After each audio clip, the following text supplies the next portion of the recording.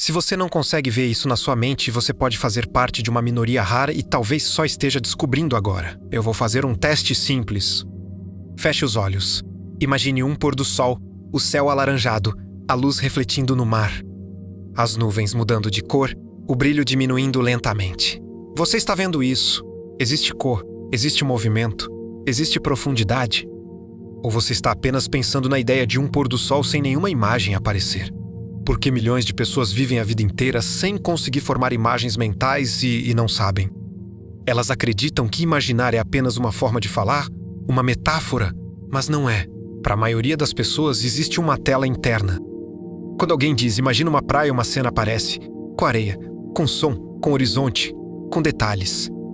Pode não ser perfeita, pode ser meio borrada, mas existe imagem. Para outras pessoas existe apenas escuridão. E o mais curioso é que essas pessoas não se sentem diferentes, porque sempre foi assim. Essa condição se chama fantasia. A fantasia é a incapacidade de formar imagens mentais voluntárias. Não é falta de inteligência, não é problema de memória. Não é déficit de atenção, não é trauma, não é bloqueio criativo, é simplesmente uma variação neurológica. O termo foi popularizado em 2015 pelo neurologista Adam Zeman. Após um paciente perder a capacidade de visualizar imagens após uma cirurgia cardíaca, quando o estudo foi publicado, algo inesperado aconteceu. Milhares de pessoas ao redor do mundo disseram espera. As outras pessoas realmente veem imagens. Sim, elas veem e talvez você não. Estima-se que entre 2% e 4% da população esteja nesse espectro. Mas especialistas acreditam que o número pode ser maior. Porque muitas pessoas nunca foram testadas, nunca compararam experiências, nunca questionaram a própria mente. E aqui está algo importante. Imaginação não é tudo ou nada. Ela existe em um espectro. Algumas pessoas têm imagens extremamente vívidas, quase fotográficas. Outras veem algo mais apagado, menos definido. Algumas percebem apenas contornos e algumas absolutamente nada. Mas mesmo sem imagens mentais, essas pessoas estudam, trabalham, criam, amam, aprendem. E isso nos leva a uma pergunta essencial. Se não há imagem, como o pensamento acontece? A ciência decidiu investigar se alguém afirma que não vê imagens mentais, e isso pode ser medido sim. Pesquisadores utilizaram exames de ressonância magnética funcional. Quando uma pessoa sem a fantasia imagina um objeto, o córtex visual, a mesma área usada para enxergar, é ativada.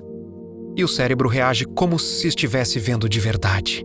Mas em pessoas com a fantasia, essa ativação é drasticamente menor. É como se o cérebro compreendesse a informação, mas não convertesse em imagem. Outro experimento famoso envolve a chamada rivalidade binocular. Quando alguém imagina uma imagem antes de receber estímulos visuais conflitantes, a tendência é que o cérebro favoreça aquilo que foi imaginado. Mas em pessoas com a fantasia, esse efeito praticamente não aparece. Isso mostra que não é questão de esforço. Não é tente imaginar melhor, é a estrutura cerebral funcionando de forma diferente. Agora pense nas suas memórias. Quando você lembra de uma viagem, você vê cenas, revive paisagens, recorda cores ou você apenas sabe que aquilo aconteceu? Pesquisas indicam que pessoas com a fantasia têm memória factual preservada. Elas sabem o que aconteceu, mas não revivem visualmente. Isso pode influenciar inclusive a forma como processam emoções. Algumas relatam que lembranças traumáticas não vêm acompanhadas de imagens intrusivas, o que pode reduzir certos tipos de sofrimento, mas isso não significa ausência de emoção. Significa diferença na forma como ela é reconstruída. E aqui vem algo ainda mais intrigante. Muitas pessoas com a fantasia sonham com imagens durante o sono. O cérebro ativa áreas visuais normalmente, porque acordadas não conseguem visualizar. A hipótese mais aceita é que o mecanismo automático do sonho é diferente do mecanismo voluntário da imaginação. Ou seja, o cérebro pode gerar imagens, mas não sob comando consciente. E isso muda completamente nossa compreensão da mente. Existe também o extremo oposto. Hiperfantasia. Pessoas com hiperfantasia conseguem criar imagens mentais incrivelmente vívidas. Elas podem girar objetos mentalmente, alterar iluminação, criar cenários complexos, visualizar rostos com detalhes minuciosos. Algumas descrevem como ter um cinema interno em alta definição. Agora imagine duas pessoas dizendo estou imaginando uma floresta. Uma vê árvores detalhadas, textura do tronco, luz atravessando as folhas. A outra vê apenas escuridão, mas entende perfeitamente o conceito de floresta. Ambas acreditam que estão tendo a mesma experiência, mas não estão. E isso revela algo profundamente humano. Nós nunca tivemos acesso direto à mente de outra pessoa. Vivemos presumindo que a experiência interna é igual para todos, mas talvez nunca tenha sido. Talvez existam múltiplas formas de consciência convivendo lado a lado.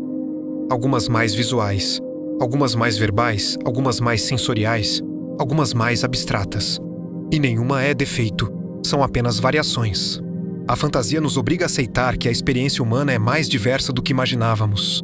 E talvez a pergunta mais poderosa não seja você consegue ver imagens, mas sim quantas outras diferenças invisíveis existem dentro das pessoas ao seu redor? Talvez alguém próximo viva em um universo mental completamente diferente do seu e você nunca saberia.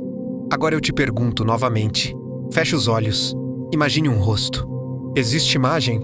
Existe cor? Existe forma? Ou existe apenas o nada? Se você não consegue ver, sua mente pode ser rara. E talvez você só tenha descoberto isso agora.